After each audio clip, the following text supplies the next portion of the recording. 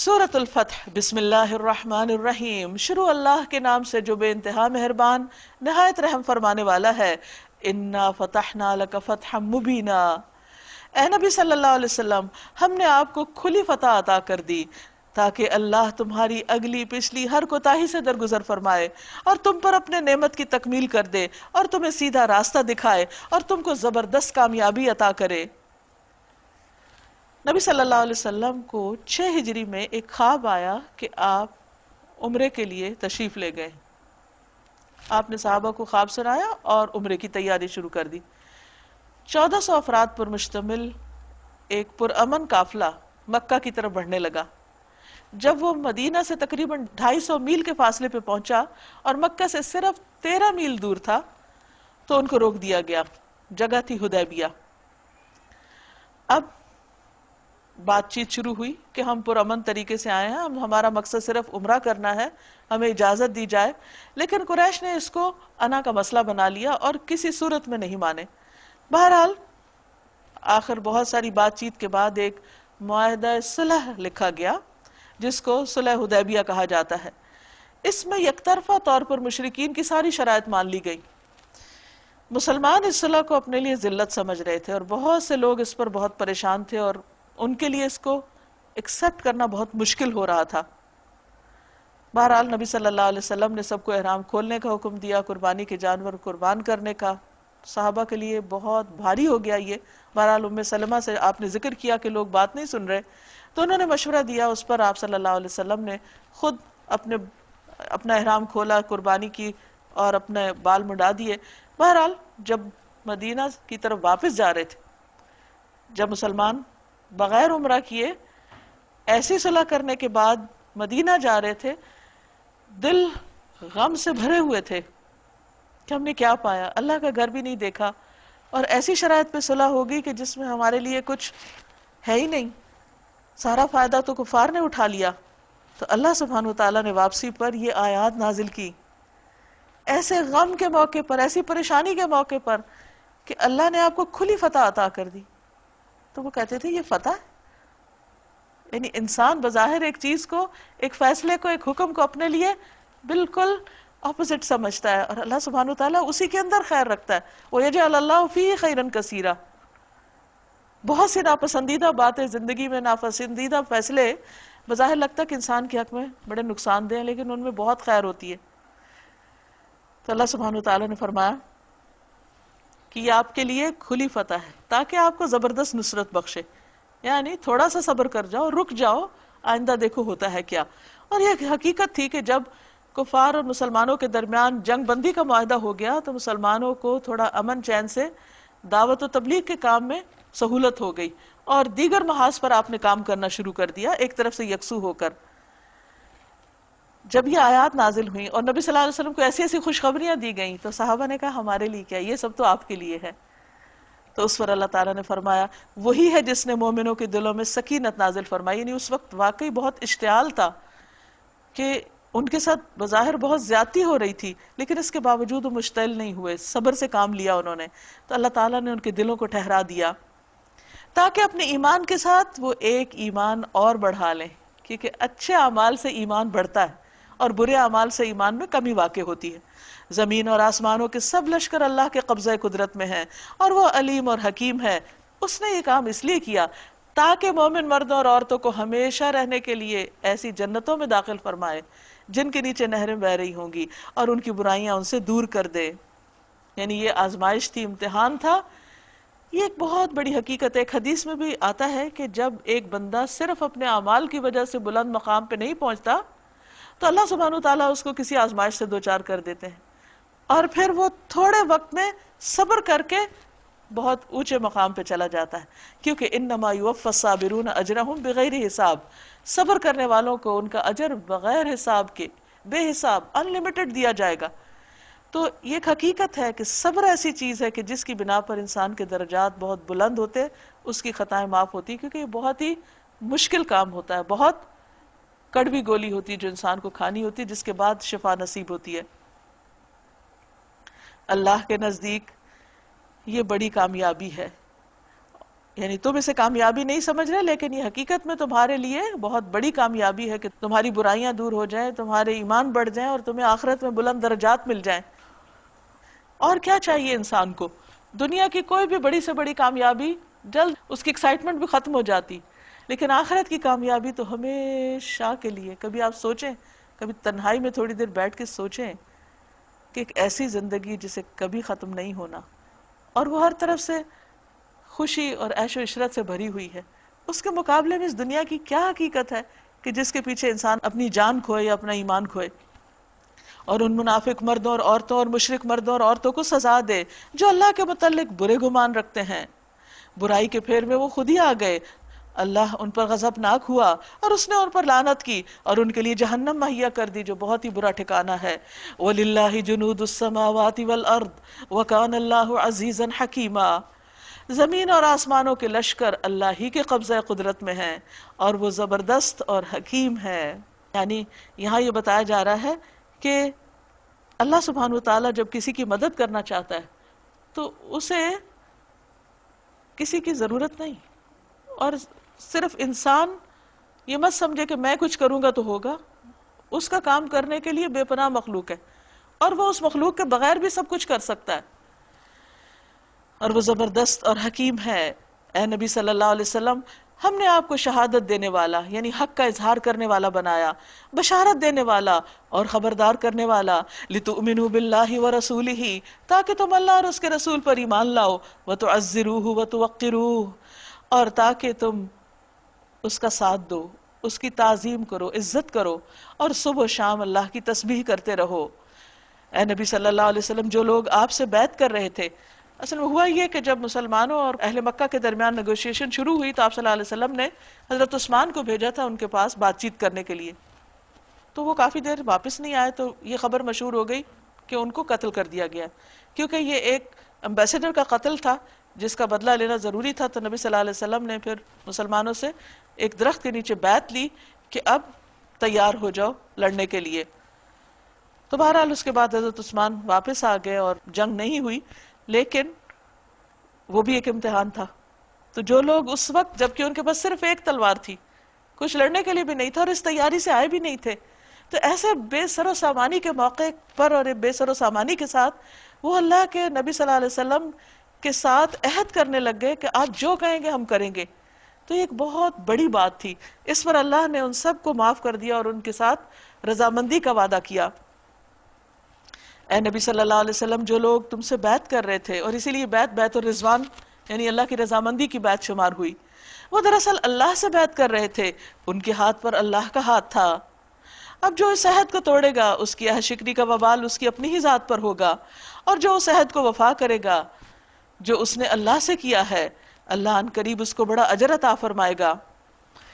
اے نبی صلی اللہ علیہ وسلم، بدوی عربوں میں سے جو لوگ پیچھے چھوڑ دیے گئے تھے، یعنی نبی صلی اللہ علیہ وسلم جب عمرہ کرنے کے لیے جا رہے تھے تو آس پاس کے جو دیہاتوں میں قبائل وغیرہ تھے ان میں سے کچھ لوگ ساتھ نہیں آئے، کیونکہ وہ یہ دیکھ رہے تھے کہ بھلا ہوتا ہے کیا، یہ اپنے دشمنوں کے گھر جا رہے ہیں تو ان کے ساتھ کیا بیتے گی، اگر یہاں یہ کامیاب ہو گئے تو ہم آئندہ پھر ساتھ جائیں گے۔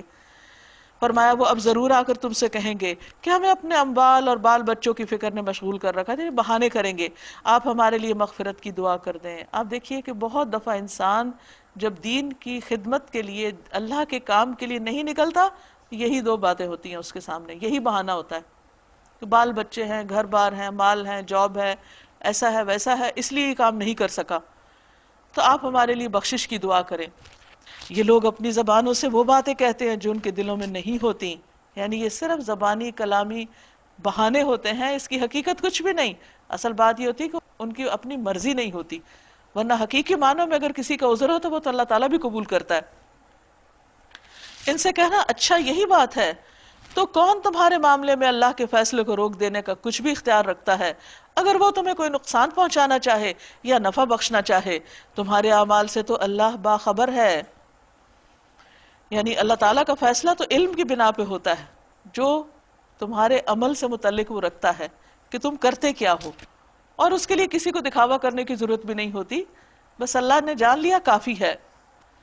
مگر اصل بات وہ نہیں جو تم کہہ رہے ہو، یہ جھوٹ ہے، جھوٹا بہانہ ہے، اور اللہ کو سب پتا ہے۔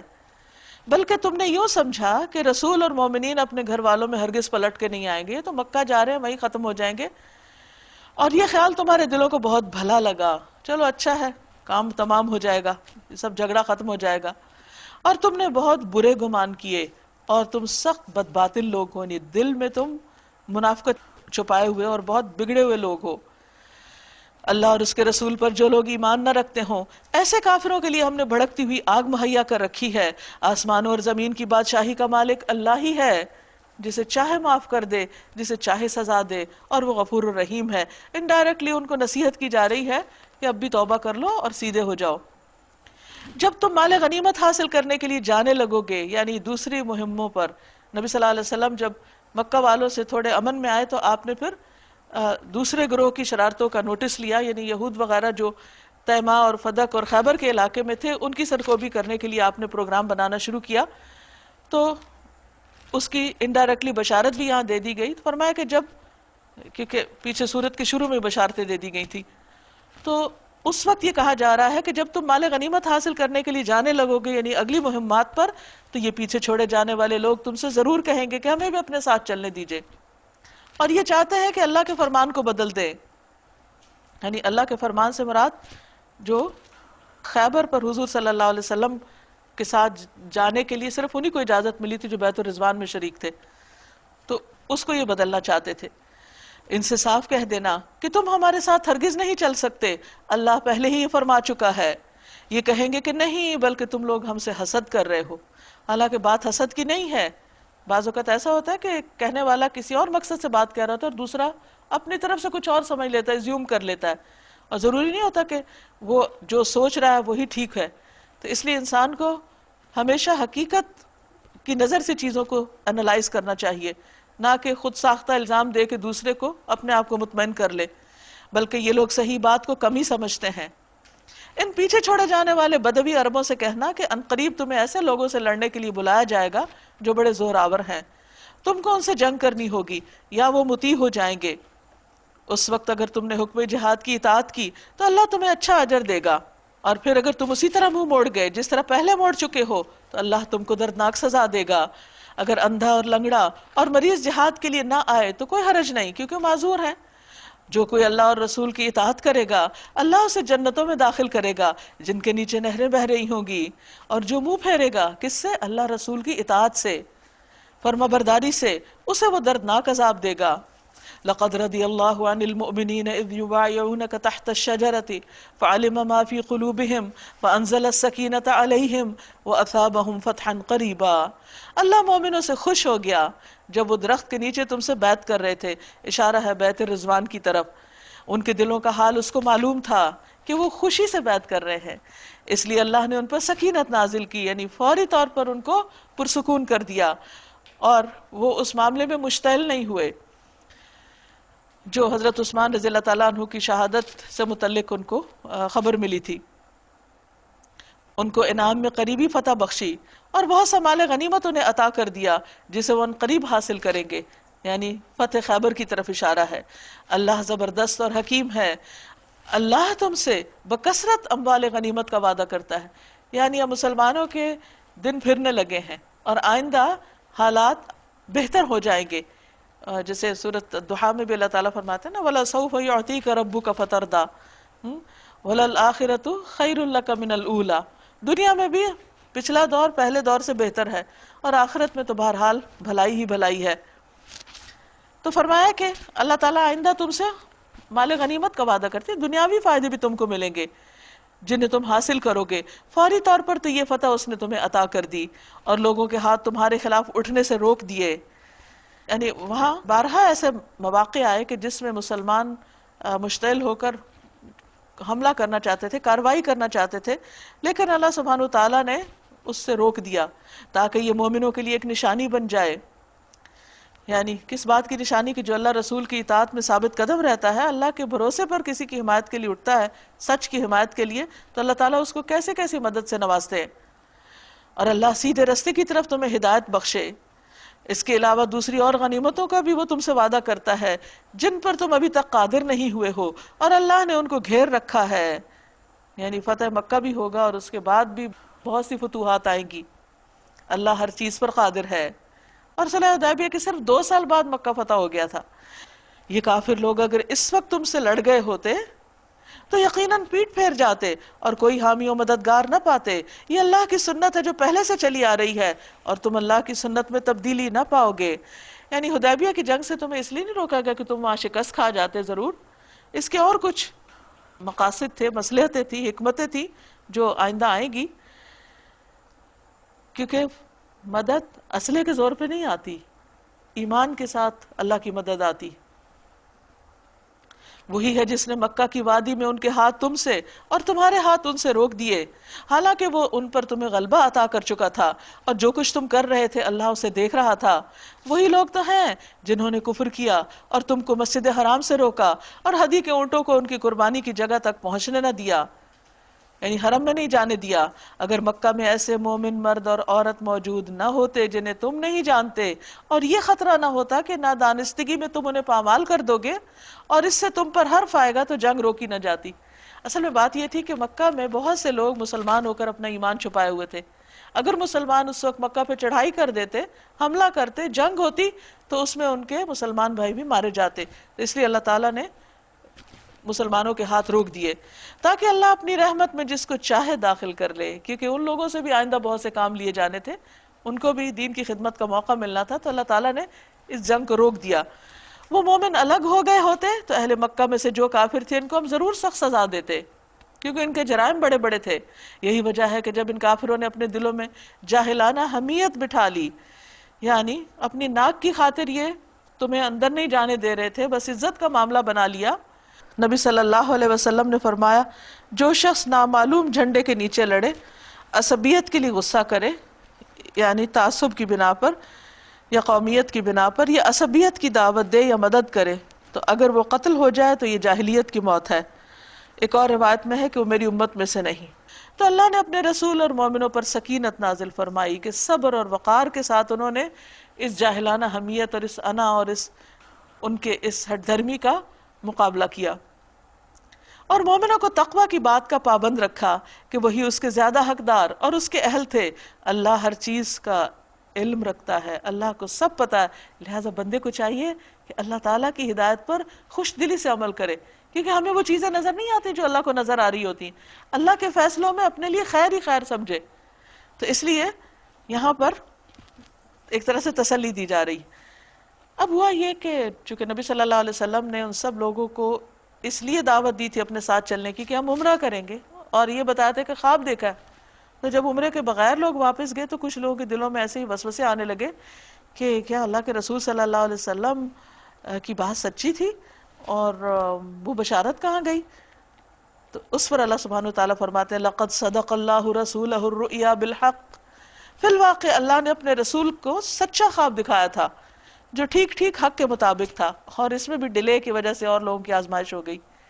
کیونکہ اللہ تعالیٰ یعنی عام طور پہ ہمارا گمان دوسرے کے بارے میں اچھا رہتا ہے، لیکن ذرا سی کسی کام میں تاخیر ہو جائے تو ہم دوسری طرح سوچنے لگتے ہیں. فرمایا انشاءاللہ تم ضرور مسجد حرام میں پورے امن کے ساتھ داخل ہوگے، اپنے سر منڈاؤ گے، بال ترشواؤ گے، یعنی آئندہ سال. اور اس معاہدے کے اندر تھا کہ آئندہ سال مسلمان عمرے کے لیے آئیں گے اور واپس چلے جائیں گے 3 دن کے بعد، اور تمہیں کوئی خوف نہ ہوگا. وہ اس بات کو جانتا تھا جسے تم نہ جانتے تھے، اس لیے وہ خواب پورا ہونے سے پہلے اس نے یہ قریبی فتح تم کو عطا کر دی. وہ اللہ ہی ہے جس نے اپنے رسول کو ہدایت اور دین حق کے ساتھ بھیجا تاکہ اس کو پورے ادیان پہ غالب کر دے. یعنی نبی صلی اللہ علیہ وسلم کی ذمہ داریوں میں ایک بڑی اہم ذمہ داری تھی کہ وہ دین کو غالب کرے، ظاہر کرے، پورے کا پورا لوگوں کو بتا دے. اور اس حقیقت پر اللہ کی گواہی کافی ہے، محمد الرسول اللہ، محمد اللہ کے رسول ہیں صلی اللہ علیہ وسلم، والذین معہ، اور جو آپ کے ساتھ ہیں، اشداء علی الکفار، کفار کے مقابلے میں سخت ہیں، رحماء بینہم، آپس میں رحیم اور شفیق ہیں، مہربان ہیں. یعنی یہ ان کی خاص خوبی بیان کی جا رہی ہے. تراہم رکعا سجدا، ان کی نمایاں خصوصیت اور ان کی پہچان کیا ہے کہ تم انہیں رکوع اور سجدوں میں پاؤ گے، اللہ کے آگے جھکنے والے، اللہ سے خاص تعلق رکھنے والے. یبتغون فضلا من اللہ ورضوانا، اور اللہ کے فضل اور اس کی خوشنودی کی طلب میں مشغول پاؤ گے. سیماہم فی وجوہہم من اثر السجود، سجود کے اثرات ان کے چہروں پر موجود ہیں جن سے وہ الگ پہچانے جاتے ہیں۔ یہ ہے صحابہ کی پہچان۔ اور پھر اس اخلاق اور اس کردار کے ساتھ کہ ایک طرف اللہ سے زبردست تعلق، ہر بات پر اللہ کے آگے جھکنا اور اللہ سے مدد مانگنا، اور دوسری طرف آپس میں تعلقات زبردست، مہربانی کے، ہمدردی کے، خیر خواہی کے۔ تو یہ چیز ان کے لیے ایک تاریخ ساز کامیابی کا سبب بنی۔ ہم عام طور پہ سمجھتے ہیں کہ دنیاوی ترقی بہت ہوگی اور وسائل بہت ہوں گے تو پھر ہم بہت آگے نکلیں گے، لیکن صحابہ کرام نے کس بنا پر ترقی کی تھی؟ ان کا کردار بہت مضبوط تھا۔ ان کے پاس لوہے کی یا سٹیل ملز نہیں تھی، لیکن ان کے پاس اس وقت اس سٹیل سے بھی زیادہ مضبوط ایمان اور کردار اور اخلاق تھا، جس کی وجہ سے ان کو اللہ تعالیٰ نے کامیابیاں عطا کی۔ پروفیسر مارگولیت ایک کتاب میں لکھتا ہے کہ اے نیشن آف ہیروز، کہ ایک ایک صحابی جو تھے وہ ایک ہیرو تھے، کیونکہ ان کے اخلاق کی مضبوطی نے ان کو ناقابل تسخیر بنا دیا تھا۔ نہ وہ کسی کے آگے بکتے تھے، نہ کسی کے آگے جھکتے تھے، اور اپنی کمٹمنٹ ایسی نبھاتے تھے کہ بس بات کہہ دی تو ہو گئی گویا۔ رسول اللہ صلی اللہ علیہ وسلم نے فرمایا، مومن بندوں کی مثال آپس میں محبت، اتحاد اور شفقت میں جسم کی طرح ہے کہ جب جسم کے اعضاء میں سے کسی عضو کو کوئی تکلیف ہوتی ہے تو اس کے سارے جسم کو نیند نہیں آتی، اور بخار چڑھ جانے میں وہ اس کا شریک ہو جاتا ہے۔ یہ ان کی مثال تورات میں ہے، یعنی تورات میں ان کی خوبیاں یہ بیان کی گئی ہیں۔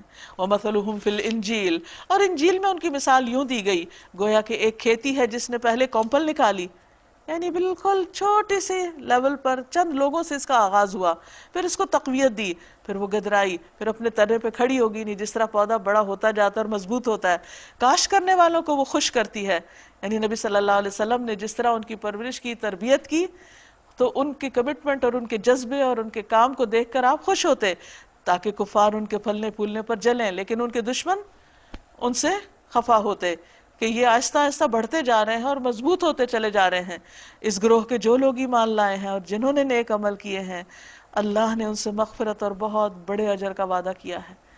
انہی کے ایمان کو ہمارے لیے نمونہ بنایا گیا، اور قرآن مجید میں فرمایا گیا کہ ان آمنوا بمثل ما آمنتم به فقد اهتدوا، اگر وہ لوگ اس طرح ایمان لائے جیسے تم ایمان لائے ہو تو وہ ہدایت پا گئے۔ تو آج ہدایت کے لیے ہمیں ان کی زندگی سے سبق لینا چاہیے کہ کتنے سچے اور اپنی اقدار اور ویلیوز والے لوگ تھے۔